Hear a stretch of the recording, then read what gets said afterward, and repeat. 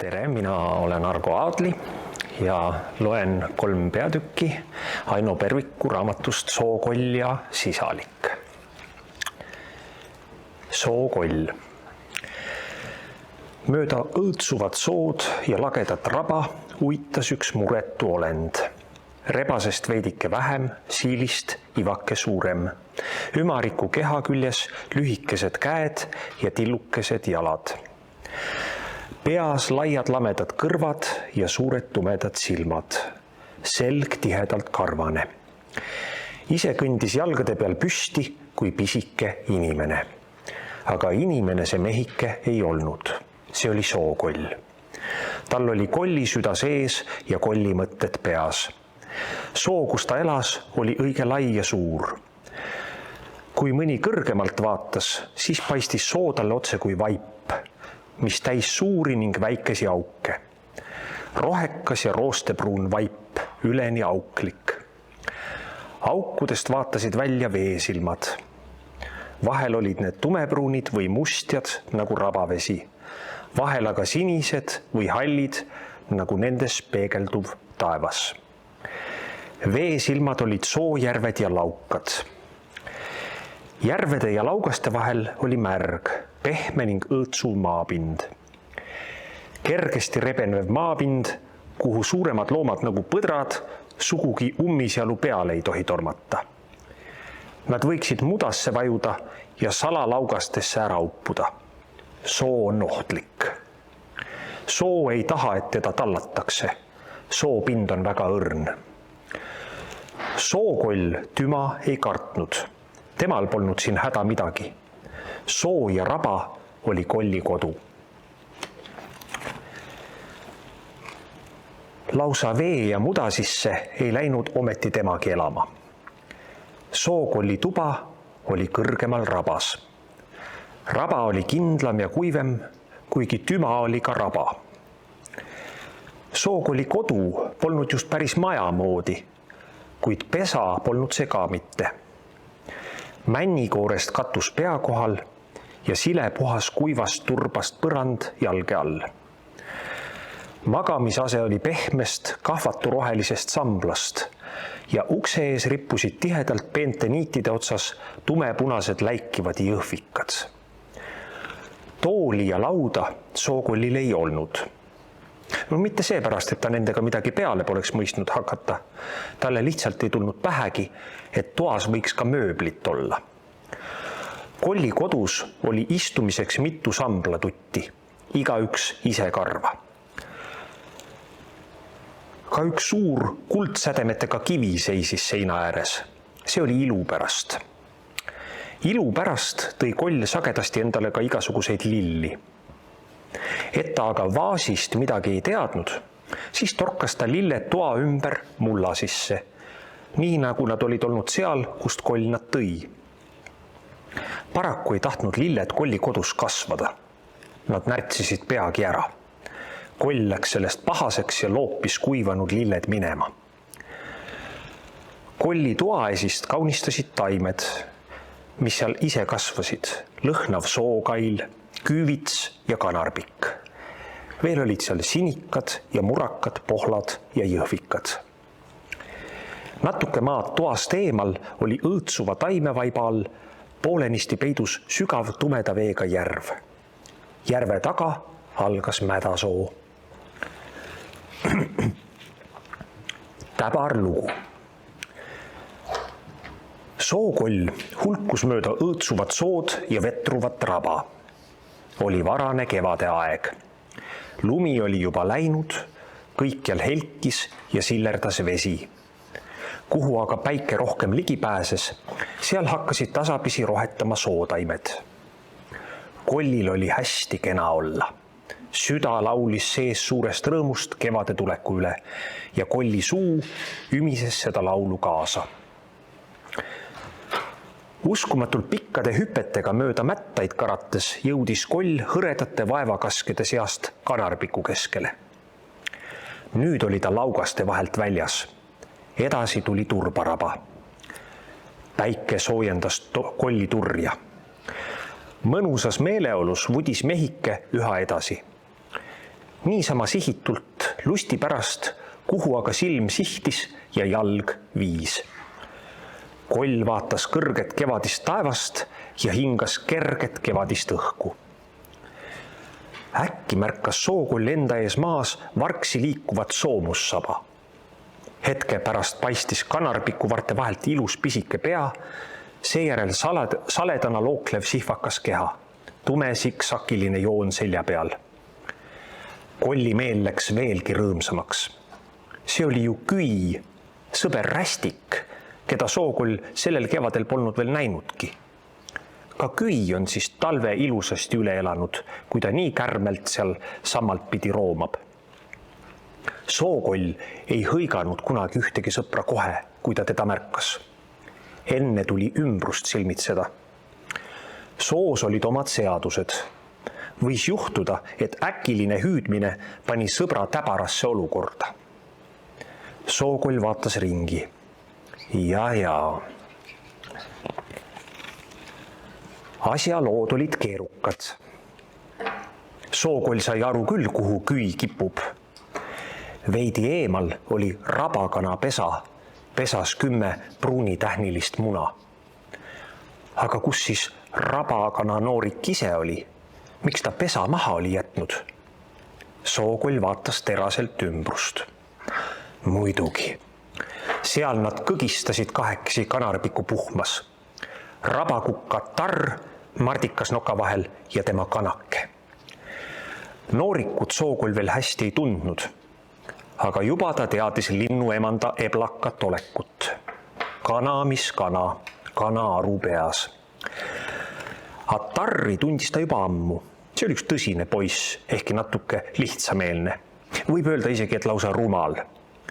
Kuid ega igaühele pole mõistust antud. Ka lihtsa meelega võib olla tubli kukk. Tarr oli Sookolli sõber juba tibupõlvest peale. Nüüd oli siis nii, et sõbral taheti äsja munetud munad pesast ära süüa ja näppajaks oli samuti sõber. Mida nüüd siis teha? Küid juba sabast kinni ei hoia. Rabakukke ja kana aga enam pesa kaitsma ei jõua. Küi on sellele liiga lähedal. Ta on välkkiire madu, kui asi otsustavaks läheb. Lisaks on tal ka veel mürgihammas. Seda Sookoll teadis. Ja siis märkas ta taevas üht varju. Veel keegi oli jaole jõudmas. See sihtis omakorda Küid. Koll oli ta juba ära tundnud. Taeva all tiirutas sookurg Kuruu, võimsad tiivad laiali, jalad pikalt järel. No nüüd oli küll lugu lahti.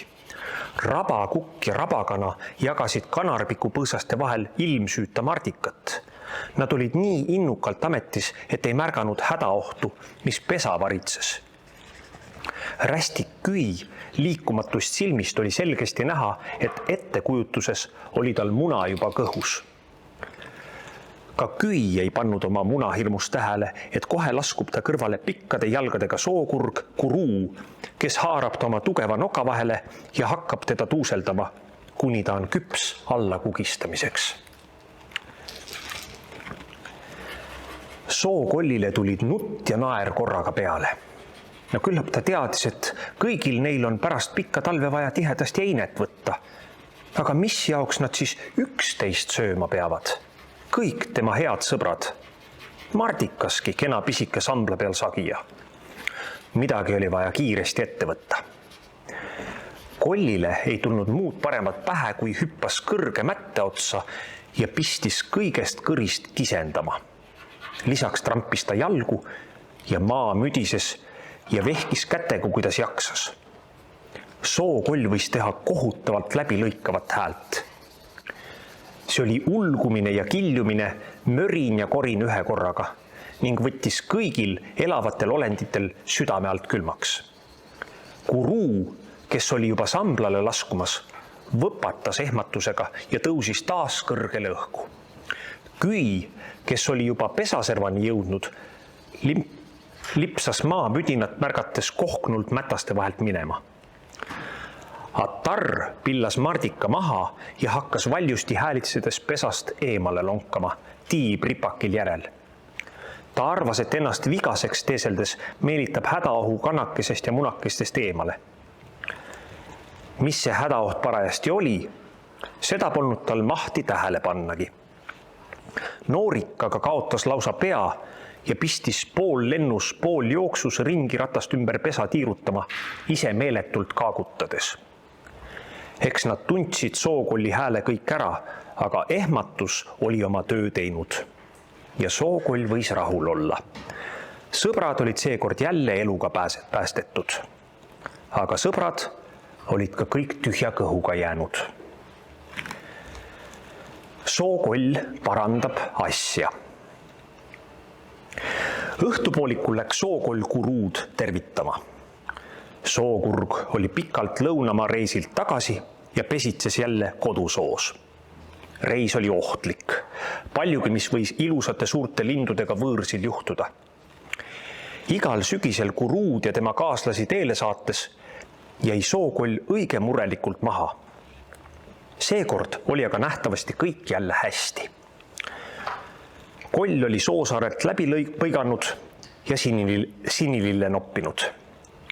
Sinilill rippus Kolli suure karvase kõrva taga. See oli tal ilu pärast.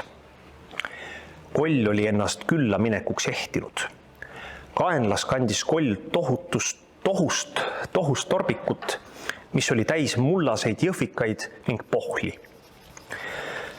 Sookollil oli piinlik minna sõpra tühjade kätega vaatama, kui oli teisel ennist saagi noka eest minema ehmatanud.